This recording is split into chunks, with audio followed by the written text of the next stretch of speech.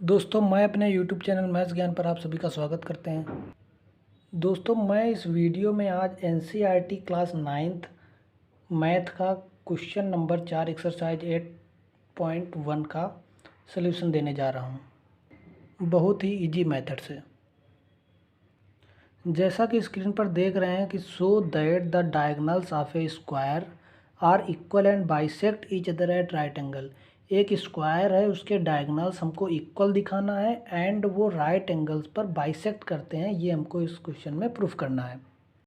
उसके लिए हम सबसे पहले एक स्क्वायर बनाएंगे ABCD।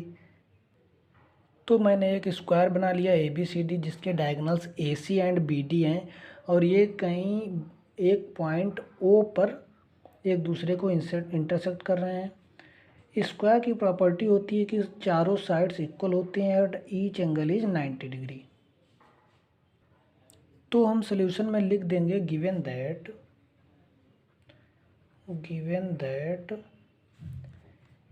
AB equal to BC equal to CD equal to DA and angle A equal to angle B equal to angle C equal to angle D equal to 90 degree. दोस्तों अगर angle A plus angle D कर दें, angle A plus angle D equal to 90 plus 90 equal to 180 degree. हम directly भी बोल सकते थे कि AB is parallel to CD जैसा कि स्क्वायर की प्रॉपर्टी में होता है, लेकिन हम इसको angle A plus angle D करके 180 डिग्री कर सकते हैं। जब ये 180 डिग्री हो गए तो बिकॉज ये को इंटीरियर एंगल टाइप के हो गए तो हम AB पैरेलल टू CD बोल सकते हैं। तो यहाँ से हम AB पैरेलल टू CD बोल सकते हैं। और अगर AB पैरेलल टू CD है और मान ले वही एक ट्रांसवर्सल लाइन CA जो कि डायगोनल है, ये इसको हम ट्रांसवर्सल लाइन बोल दें तो इसका नाम हम 1 2 3 4 ऐसे बोल दें। तो ये जो है ट्रांसवर्सल लाइन हो गई। तो angle 1 equal to angle 2, angle 1 equal to angle 2 equation first इसको मान लेते हैं। एंड अगर हम ट्रेंगल ABC ले लें, ट्रेंगल ABC में आप देखिए कि AB is equal to BC है, तो angle 2 is equal to angle 3 होगा because of angles in triangle of opposite to equal sides are equal. मतलब ये AB और BC इक्वल है तो इस ट्रेंगल में angle 2 is equal to angle 3 भी होगा, angle 2 is equal to angle 3। तो यहाँ से इसकी equation 2 from 1 and 2 angle 1 is equal to angle 3।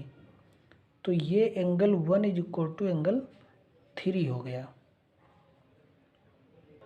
Now we use the congruency in triangles BOC and DOC। Congruency use करेंगे तो triangle BOC and triangle DOC, ये common side है, ये angle हमने सेम कर लिया और ये कॉमन साइड, ये गिवन है पहले से कि CD is equal to BC। तो हम इसका हम यूज कर लेंगे साइड एंगल साइड कॉन्ग्रुएंसी। तो हम पहले साइड लिखेंगे BC is equal to DC, BC is equal to DC and angle 3 is equal to angle 1, angle 3 is equal to angle 1, ये चीज़ गिवन है। इसको 3 मान लें तो from equation 3 and OC is equal to OC because of common side, OC is equal to OC because of common side. तो यहाँ से triangle BOC congruence to triangle DOC side angle side congruency, side angle side congruency. तो हम यहाँ से बोल सकते हैं कि angle D O C equal to angle B O C. यहाँ से हम बोल सकते हैं angle D O C equal to angle B O C. जब ये एंगल इक्वल हैं एंड आप देखिए ये लीनियर एंगल्स हैं,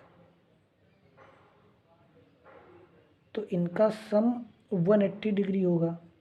किसका? Angle D O C plus angle B O C is equal to 180 degree. तो यहाँ से हम इसको 4 मान लें, तो बी ओ सी की जगह हम डी ओ सी रख दें, डी ओ सी। तो angle D O C plus angle B O C, sorry D O C equal to 180 degree from equation 4। तो यहाँ से 2 times angle D O C हो जाएगा जो कि 180 डिग्री के बराबर है। तो यहाँ से angle D O C equal to 90 degree. अब आप देखिए ये एंगल 90 डिग्री है, तो ये भी 90 डिग्री हो गया, ये भी 90 डिग्री हो गया, ये भी 90 डिग्री हो गया। तो ये एंगल्स तो राइट एंगल पे ये इंटरसेक्ट कर गए डायगोनल्स, ये तो प्रूफ हो गया। अब ये इस बी डी का मिड पॉइंट अगर दिखा दें तो बाइसेक्ट ईच अदर हो जाएगा। तो अभी हम प्रूफ कर चुके हैं कि angle D O C and B O C congruent हैं। तो यहाँ से D O is equal to B O आ जाएगा, B O equal to D O आ जाएगा। ये दूसरी चीज़ प्रूफ हो गई कि बाइसेक्ट ईच अदर, ये बाइसेक्ट हो गया ना। उसी तरह सिमिलरली हम ये भी लिख देंगे बाद में। अब डायगोनल्स इक्वल दिखाना है, जैसे कि हमने दिस ट्रायंगल को कॉन्ग्रुएंट दिखाया इन दो ट्रायंगल्स को, वैसे हम इन दोनों को दिखा देंगे। तो similarly triangle A O B congruence to triangle C O B. अब ये दो कॉन्ग्रुएंट हो गए, तो यहाँ से A O is equal to O C आ गया। तो यहाँ से A O is equal to O C आ गया, एंड हम B O is equal to O D लिख दिए हैं। अगर हम इन ट्रायंगल्स को, इसको और इसको कॉन्ग्रुएंट दिखा दें, या इनमें हम ट्रायंगल्स की प्रॉपर्टी यूज कर दें।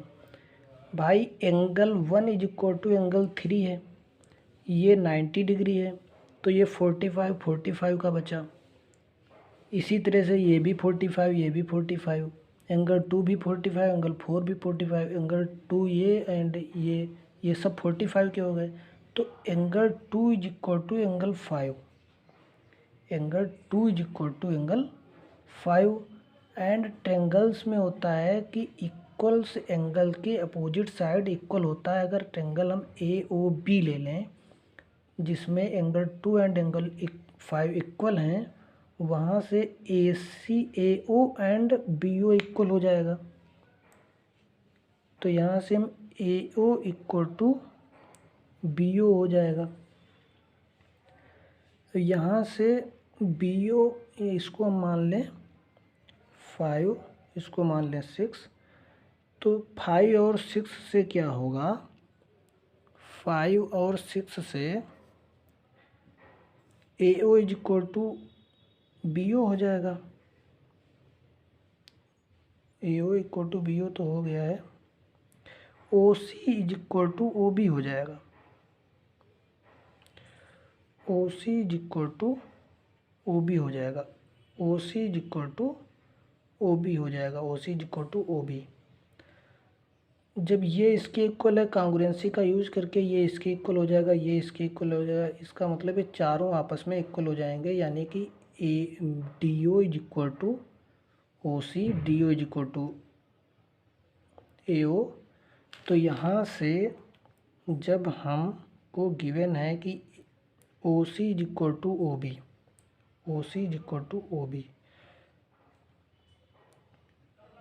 O C is equal to O B, तो हम इसमें ए ओ जोड़ दें और ओ डी जोड़ दें, because of A O equal to O D होगा। अगर ओ सी में ए ओ जोड़ दें, O C plus A O equal to रहेगा O B plus O D, O B plus O D. क्योंकि अगर सेम चीज़ों में सेम चीज़ दोनों साइड में जोड़ दें तो कोई क्वालिटी पे कोई फ़र्क नहीं पड़ेगा। तो यहाँ से ये हो जाएगा ए सी, क्योंकि ओ सी प्लस ए ओ ये पूरी साइड आ जाएगी, A C is equal to B D. तो यहाँ से ये डायगनल्स इक्वल आ गए, यहाँ से ईच एंगल 90 डिग्री आ गया, मतलब बाइसेक्ट कर रहे हैं 90 डिग्री पे, और B O is equal to D O आ गया, B O is equal to D O आ गया, तो ये बाइसेक्ट भी कर गए। तो यहाँ पे हम सिमिलरली लिख सकते हैं O C is equal to O A, O C is equal to A, तो ये बाइसेक्ट भी कर गया। तो this was very easy solution जो कि हमने आपको इस वीडियो में बताया। धन्यवाद।